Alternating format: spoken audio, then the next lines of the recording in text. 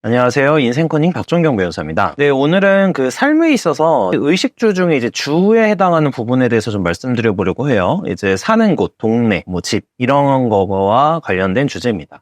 사람은 자신이 이제 몸담고 있는 지역, 그리고 내가 거주하고 있는 지역에 따라서 삶에서 많은 경로의 변화가 일어날 가능성이 높아요.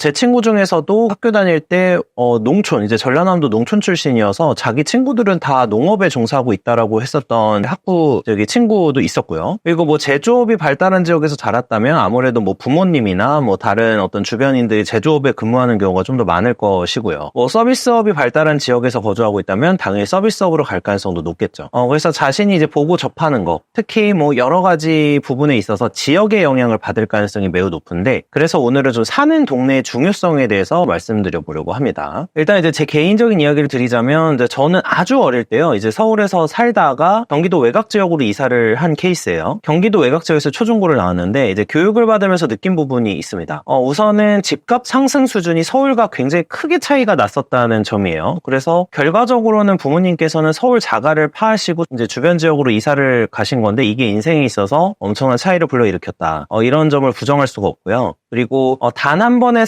선택으로 인생에서 굉장히 많은 어떤 격차가 발생할 수 있다라는 대표적인 사례가 거주지 선택인 것 같아요. 자가 소유 여부도 포함이고요. 물론 이제 미래에는 집값이 어떻게 될지 예측할 수 없으니까 앞으로도 그럴지는 모르겠지만 과거 한국은 그랬었고, 이 자산 가치에 대한 부분도 있지만 또 제가 더 생각하는 중요한 부분이 바로 인맥과 사회적 자본과 관련된 부분입니다. 오늘 말씀드리고 싶은 책이 하나 있어요. 이게 한국어 출판본 기준의 제목은 계층 이동의 사다리라는 책이고요. 저자는 루비 페인이라는 사람입니다.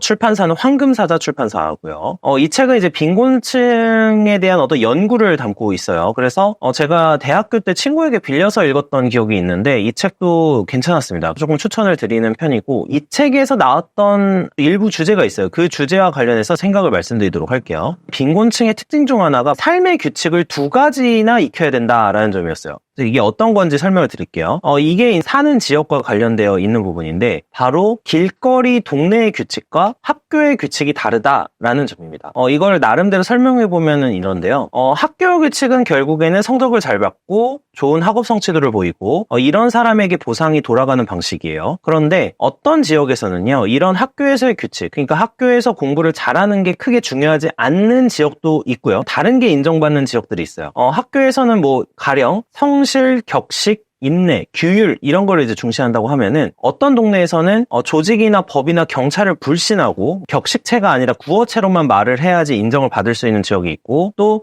가령 이제 학교에서는 인내하고 만족 지연을 해서 열심히 노력을 해서 성적을 올려야 된다면, 밖에 동네에서는 같이 놀러 가자고 할 때 같이 놀러 가야 무리와 어울릴 수 있는 그런 규칙을 가지고 있는 동네가 있다는 겁니다. 그래서 학교에서는 이제 정제된 단어를 써서 설명하려고 해야 되는데, 동네에서는 가벼운 일상적 언어나 생존을 위한 언어만 사용을 하고 비속어를 사용해야지 친해질 수 있다. 이런 케이스도 대부분 포함을 하고 있어요. 말을 왜 이렇게 어렵게 하느냐라든지, 조금 이렇게 격한 표현을 쓰지 않으면은 오글거린다, 소름 돋는다, 이런 표현을 들어보신 적이 있으신 분들이 있을 텐데, 이게 이제 이런 예라고 보시면 됩니다. 결과적으로는요, 이 빈곤층의 경우에는 이제 삶의 규칙을 2가지를 익혀야 되는 데 있어서 불리함이 있는 거예요. 내가 학교에서 배운 대로 이렇게 살아야 되는데, 밖에서는 학교의 규칙과 반대로 살아야 되고, 그러니까 이 규칙과 충돌을 하다 보니까 계속 혼란이 오는 거죠. 보통의 사람들은 학교에서의 규칙보다는 주변 사람들이 믿고 있는 동네나 길거리에서의 규칙을 우선시하는 경우가 훨씬 많아집니다. 그러니까 이러다 보니까 훨씬 더 이제 빈곤층이 불리한 상황이 되는 거고, 이래서 사는 지역이 이제 중요할 수 있다라는 부분을 말씀드리고 싶었던 거예요. 이제 길거리와 동네의 규칙이라는 거는 이 공동체 내에서의 인적 자본이나 사회적 자본에 대한 것을 얘기하는 겁니다. 받아들여지는 생각이나 사고의 경우에는 결국에 인적 자본과 연관이 돼 있기 때문이죠. 이 공동체 내에서 사람들과 어울리면서 자연스럽게 익히게 되는 이제 생각, 이제 사고 습관 같은 거죠. 그리고 행동, 어투는 격식체 아니면 일상어 어투냐, 이런 부분에 대한 말을 하는 거고, 그 다음에 몸짓, 이런 것들이 성인이 되어도 사실은 나중에 고치기가 정말 어렵고요. 이게 이제 사람이 자연스럽게 자신이 접하고 있는 지역에서 인정받고 생존하기 위해서 모방하고 습득하는 거기 때문에 몸에 깊숙이 받아들여지게 됩니다. 그러다 보니까 나중 돼서 바꾸기가 힘든 거죠. 이게 향후의 삶에서 사람을 만나고 교제하는 데 있어서 굉장히 큰 영향을 끼치게 되는 게 제가 지금까지 살아오면서 느낀 부정할 수 없는 현실인 것 같아요. 결국에 그래서 지역이 중요하다는 결론에 이르게 되는 거죠. 그러면 이제 문제는 그렇다라는 건 알겠는데 그러면 어떻게 해결을 해야 되느냐? 이 책에서 등장을 하기도 하고 저 또한 굉장히 동의하는 내용이 결국에는 이 사회적 자본 그리고 인적 자본을 바꿔야 된다. 그래야지 빈곤에서 벗어날 수 있다라는 것이었어요. 이 인적 자본의 경우에는 결국에는 내가 삼고 있는 롤모델로 연결되는 부분이 많습니다. 내가 보고 배울 수 있는 주변인이 있어야 되고 또 만약에 부모님이 그런 역할을 해주실 수 없는 경우라면은 이 선생님이나 뭐 주변 친구들이나 만날 수 있는 어른들이 그러한 역할을 해줄 수 있는 사람이 있어야지 이 좀 빈곤을 벗어날 수 있다고 생각을 하고 있어요. 그래서 제가 고민해 본 건 이래요. 모두가 자기가 원하는 지역으로 이사를 갈 수는 없다는데 아마 다 동의를 하실 거예요. 모두가 자기가 살고 싶은 데 살고 싶은 아파트에 살고 이럴 수는 없는 거니까. 그러면은 이제 여기서 최선의 선택을 해야 된다고 저는 믿고 있는데요. 일단은 이제 환경은 어쩔 수 없죠. 내가 직접적으로 바로 바꿀 수 없으니까 어쩔 수 없으니까 일단 이런 약점이 있다라는 걸 인지를 해야 문제 해결의 출발점이 되니까 인지를 한 후에 이 집이 어렵더라도 아까 말씀드렸던 이 성실, 뭐 건강, 정직 뭐 이런 부분들에 대한 가치를 가르쳐 주거나 보여줄 수 있는 사람과 만나고 나만의 롤 모델을 만드는 게 중요하다고 생각을 합니다. 제 주변에도 이런 방식으로 되게 잘 풀린 케이스들이 많아요. 이 가난 극복하고 뭐 공부에 매진을 하기도 했고 정말로 주변에 없다면은 이제 결국에는 뭐 독서나 좀 간접적인 루트로라도 롤모델을 설정하는 게 좋고요. 학교와 동네의 규칙이 다르더라도 제가 아는 친구 중에서는 이 학교 선생님을 자주 괴롭힌 친구가 있어요. 되게 좀 집이 어려웠는데 학교 선생님과 자주 교류를 하고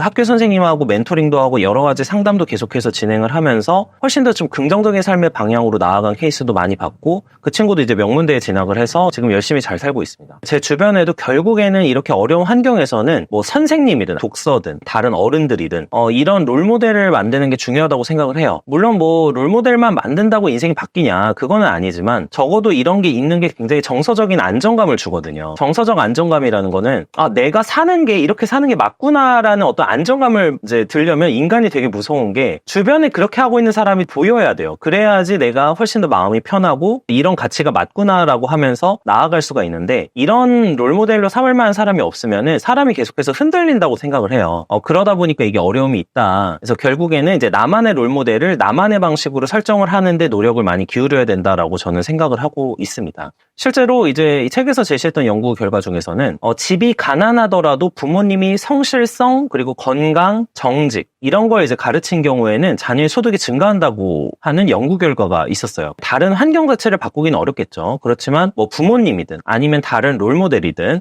주변에서 보고 배울 수 있는 사람 중에 그 사람이 어떤 가치를 강조하고 어떤 삶을 보여주느냐에 따라서 향후의 삶이 바뀐다라는 부분이에요. 특히 다시 한번 강조하자면 이제 성실성, 그다음에 인내, 건강, 정직 그리고 여기 하나 더 한다면 이 성실성과 인내에는 경제 개념도 들어가 있겠죠. 이러한 요소들은 매우 중요한 요소라고 생각을 합니다. 설령 부모님이 가난하셨더라도 어떤 뭐 사업이 실패하셨다거나 여러 가지 어려움이 있으셔서 가난해지시긴 하셨더라도 이 부분에 대해서 그 어떤 가치는 정확하게 전달을 해줄 수 있는 롤모델이 되는 어른이 있다는 거. 이 부분을 굉장히 강조를 하고 싶고 만약에 이게 없다라고 하면은 이럴 만한 사람을 만들거나 학생들이 바로 접촉할 수 있는 어른이 많지 않으니까 뭐 선생님을 괴롭힌다거나 그리고 독서를 한다거나 해서 이런 부분을 만들 수 있다면은 어느 정도 빈곤에서는 벗어날 수 있지 않을까 뭐 부자까지는 몰라도 빈곤에선 벗어날 수 있지 않을까 싶고 이게 하나의 전환점이 되지 않을까 싶습니다. 시청해 주셔서 감사합니다.